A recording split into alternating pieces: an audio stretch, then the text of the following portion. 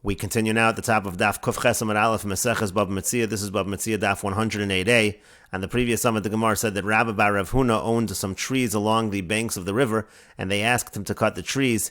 He said he was not going to cut the trees unless the other people who owned the trees on the same side of the river, if they cut as well, then he would cut his trees. And the idea was v'ilo, because if they don't, lo mistagilu, so then there won't be any room anyway for the people who are pulling the boats. They're going to end up going to the other side of the river, so there's no point in cutting down his own trees if the other trees are not cut down.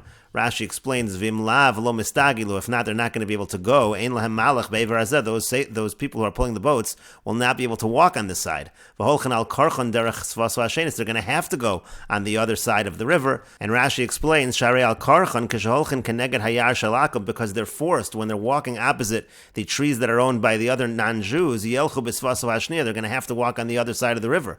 Well, l'chasheyagiu keneged shali. So when they get corresponding to where my trees are, lami yatrichu lavor. Why would they cross over the water just to go by my side? When the trees are no longer cut, when they reach my neighbor, they're going to have to go over to the other side anyway. So there's no point, again, of me cutting my trees if the neighbors are not going to cut theirs. And the Gemara continues the story. Rabba bar Rav Nachman have a ka'azal ba'arba. Rabba bar Rav Nachman was going on this very river in a boat. And he saw a bunch of trees that were along the banks of the river. Amar lahu deman. So he said to them, who owns these trees? Amrulay, they said to him, to Rabba bar Rav Huna, these are the trees of Rabba bar Rav Huna. Again, he did not cut down his trees because he had neighbors that weren't cutting down theirs. So when Rabba bar Rav Nachman saw this, he quoted the pasuk, V'yad hasarim v'hasagonim ha'isa b'mal hazer rishona, that it was the officers, the leaders, who were corrupt. They were the first ones who were corrupt, who were part of the sin. The idea over here was that Rabba bar Rav Huna, who was one of the leaders, he should have been the first to cut down his trees. And so Amar Lahu, so therefore Rabba bar Rav Nachman said to them, Kotsu, you have to cut down his trees.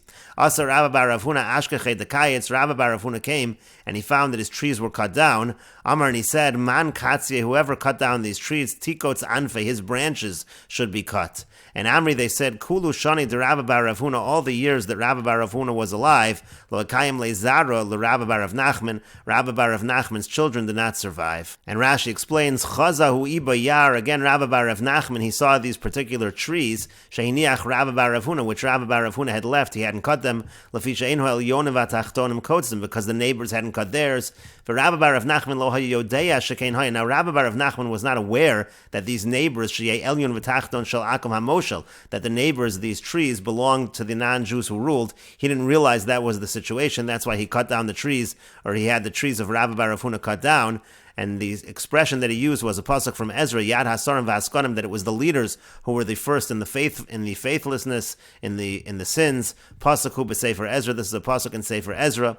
And so Rabba bar Rav Huna said, whoever cut it down, tikotz anfe, his branches should be cut, means yamusu banav, his children should die. And that's exactly what happened to the children of Rabba bar Rav Nachman. And the Gemara continues, Amar Rav Yehuda says, Hakol le'igle gapa, everybody has to participate in constructing the walls for a city. V'afilu miyasmin, we even collect the money from orphans. Avol rabbanon lo, but the Torah scholars, they don't have to contribute any money for that.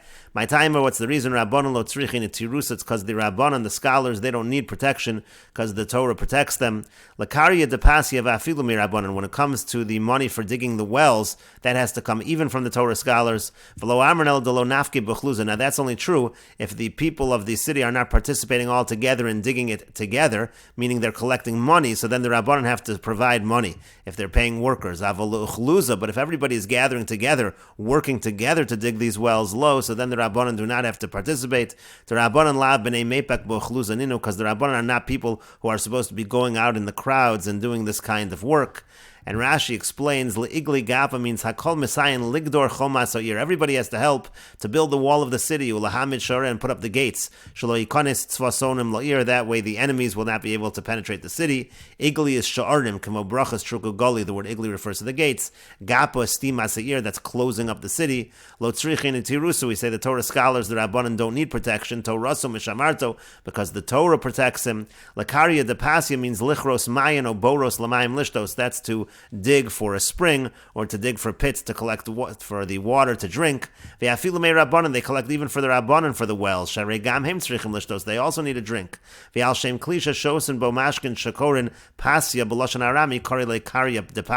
Since in Aramaic the vessel that's used to drink is called pasya, that's why the expression over here is kari de pasya.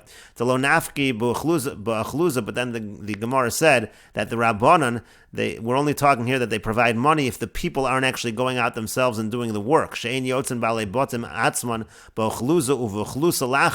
the Balibatim, the people, the residents of the city, aren't going out and doing this themselves and digging themselves. They're collecting money to hire workers. Then the Rabbanan also have to contribute money. But if everybody in the city is doing it actively themselves, so the Rabbanan are lav b'nei mepak, they're not the kinds of individuals that should be going out and doing this work. Genai hu lahen, the idea over here is it's a genai, it's considered disgraceful for them to do this kind of work together with everyone else. And the Gemara continues, Amar Rav Yehuda says, Lakarya de Nahara, for digging a river, Tasoi Misai Eloi, the people who live lower down, they have to help the people who live higher up who are digging the river, because that benefits them.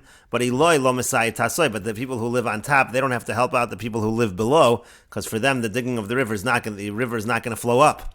The Chiluf, and the Gemara says the opposite is true. B'maya demitra, when we're talking about the rainwater, means to say digging a ditch to get rid of the rain, so then it is going to be the opposite. And Rashi explains, Lakarya de Nahara, for digging a river, Kishamala Sirton Venoflim Ba'avanim. What it means to say is when the river starts getting filled with stones and other things that are holding the water, Ma'akvin Merutza Samayim, it's holding back the water.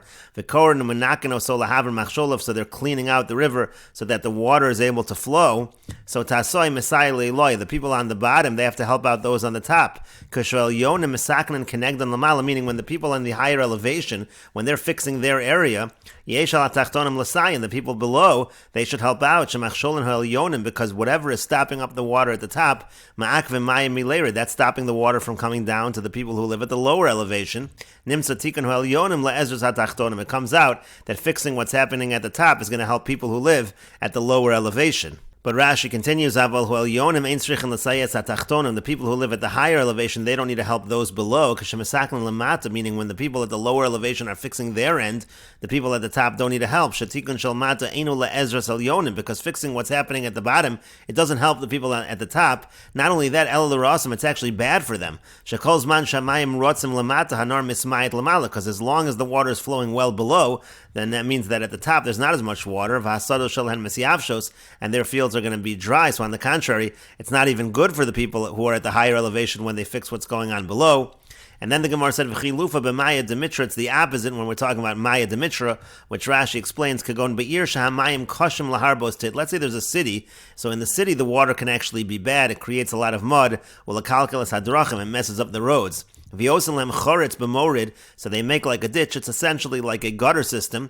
Lahorid hamayim chutz l'ir, that allows the water to flow out of the city. So niskalkel hachoretz keneged hatachtonim. Let's say the people who are down below, that choretz needs to be fixed. V'korin lohem, and they're digging, they're fixing that ditch. Hoel yonim tzrichem l'sayes hatachtonim. The people on the top elevation, they need to help out those below. Lichros keneged, to help them dig. Shekol zman shelo yardu hamayim hatachtonim chutz l'ir, because of the water down below is not able to flow out of the city. Yamdu hel yonim b'mekomon. So then the people at the higher elevation are going to have the same problem. They're going to have too much water. Avol tachtonim ein lahem l'sayel hel yonim. But the people who live at the lower elevation, they don't need to help the ones at the higher elevation to clear their gutter system. Lichros lamala shekol zman shelo yardu hel yonim. Because again, on the contrary, as long as that water doesn't flow down lamata, down below, tovel hen l'tachtonim, it's actually better for the people down below. So that's why they don't need to help. It's essentially flipped in that situation. And the Gemara continues, Tanya nami hachi, we learn this in a brisa as well. Chamesh ginos hamistapkos mayim mimayon echad. Let's say you have 5 gardens, and they're all getting water from one source, from one spring.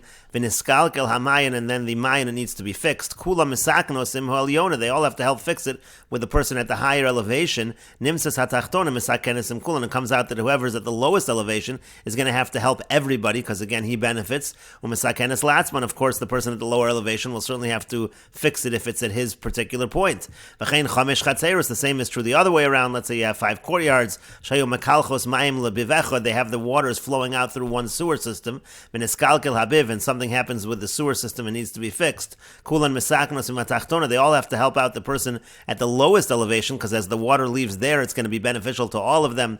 Nimtzas ho'elyonim misakenesim kulan, it comes out that whoever lives at the highest elevation has to help everyone. Umisakenes liatzman, of course, also if the issue happens where the Elyona is, he's going to have to work on that as well. And the Gemara continues, Amar Shmuel, Shmuel says, Haiman da'achzik beriksa denahar, if somebody takes possession of the area along the banks of the river where there is nothing that's growing there, it's essentially an open area, so chatzifa hava, that's considered to be a chutzpah, it's improper to take possession, that area is supposed to remain clear. However, saluke lo mesalkinan le, however, we don't remove the person from that area.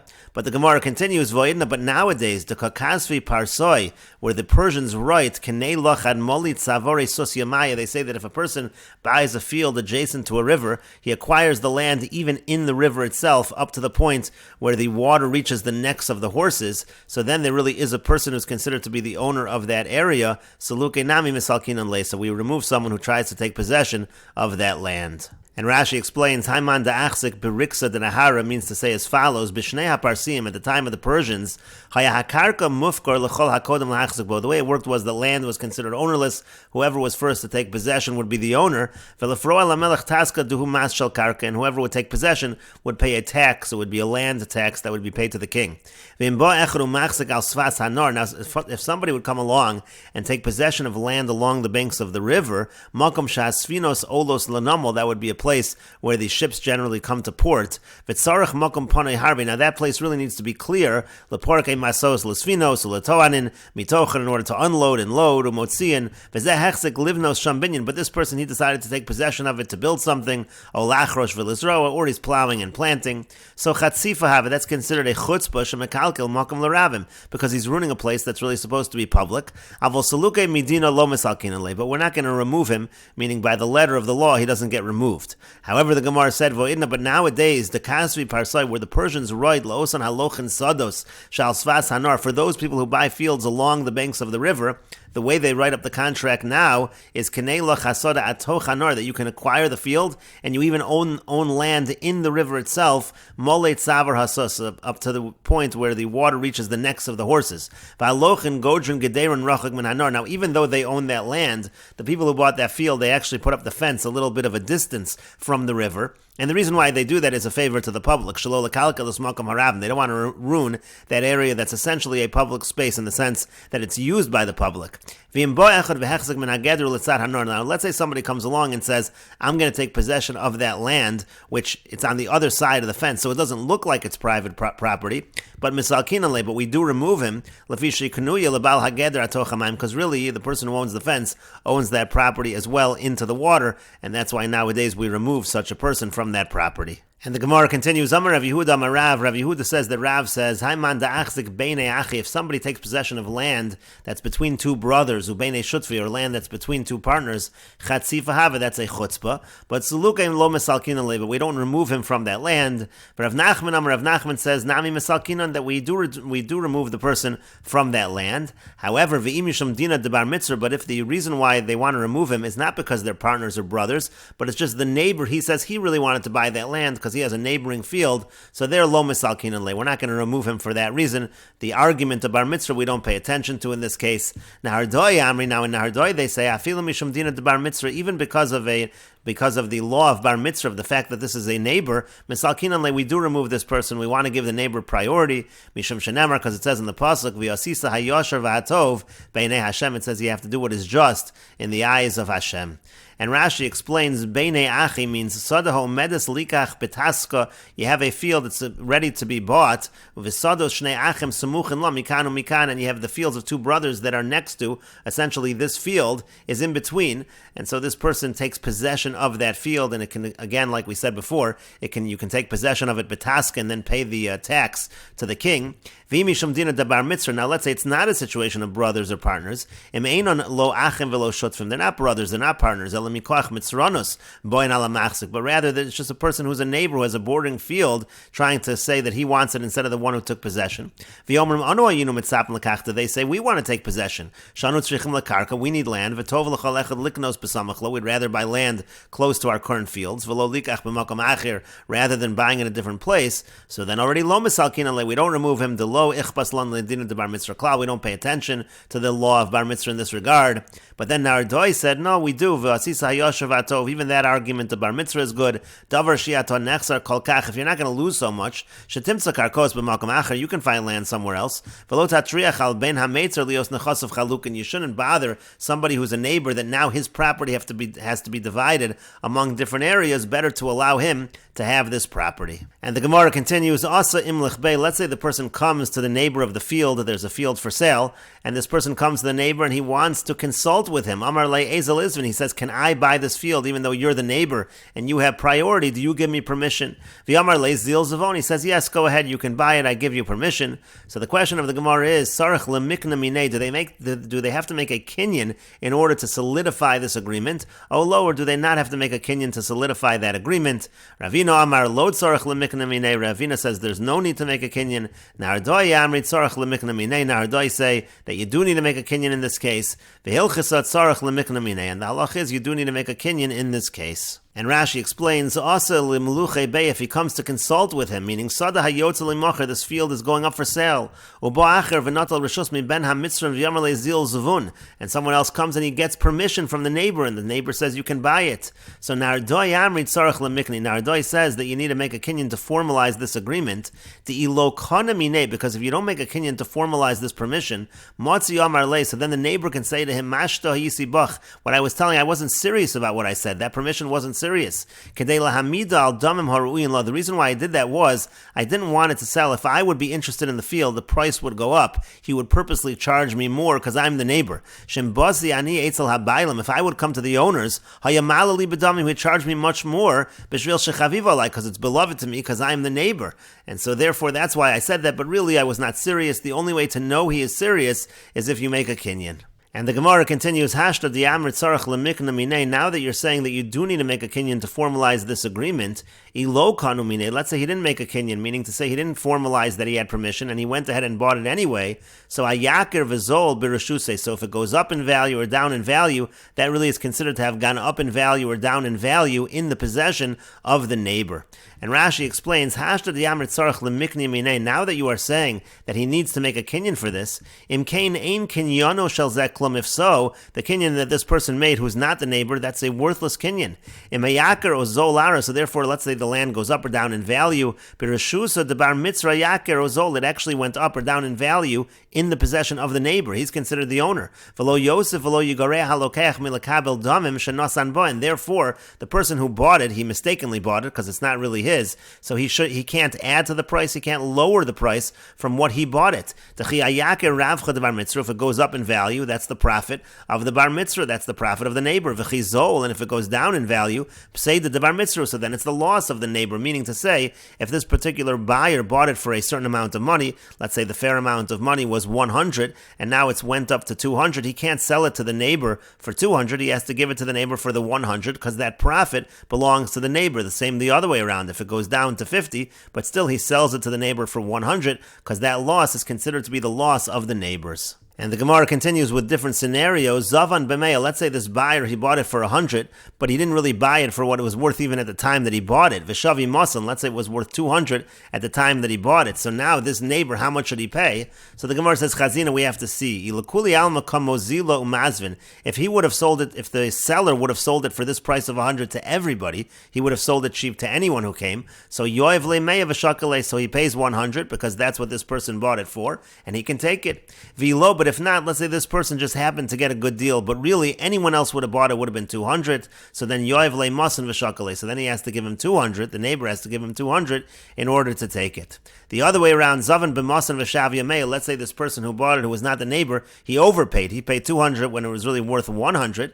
So savra mina, they thought to say matzi amar le, that he could say to him, l'sakune shadartich v'lo la'avusi. The reason why I sent you was for my benefit, not that it should make things worse. Meaning, I didn't say I I wanted to buy it because I understood he would overcharge me. So I wanted you to buy it and I would get it from you. But if you overpaid, I shouldn't have to pay that. That's what they thought to say, that he could just pay the 100.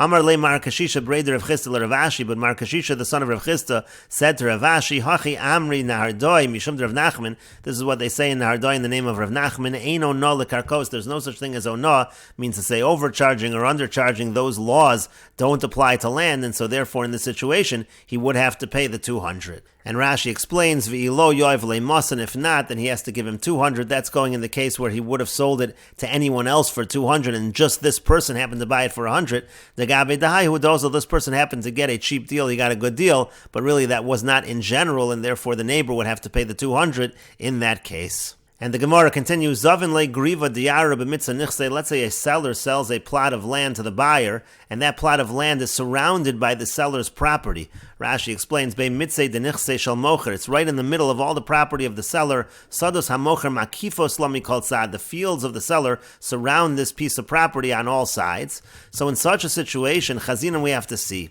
If this land is a very superior quality land, or easy burisi, or let's say it's the opposite, it's an inferior kind of land, zvine. So then we say that is a perfectly good sale. And Rashi explains, chazina ni idyasi, davar ha'asoi limocher liatzmo. It's something that you would generally sell on its own. She'eno dome l'shar sadas hasmuchos. It's not similar to the fields that surround it. That's the point. So if it's something that really is distinct, it has a distinctive element to it, so then zvine, that's a good sale. Ve'in mitzreni hamocher yecholam l'salko. The point is, what about the neighbors of the seller on the other side? Maybe they want to stop this guy because they don't want him to become a neighbor, because they're afraid the whole purpose of him becoming a neighbor is to try to buy other fields of this seller, but they can't stop him in this case because what he bought was distinct. That's considered a legitimate sale. They can't remove him. Sharei yesh beinei and hefsek, because there is something that is separating between them, and in this case the sale is considered to be legitimate, and we will continue with this discussion in the next video on Daf Kuf Ches Amud Beis.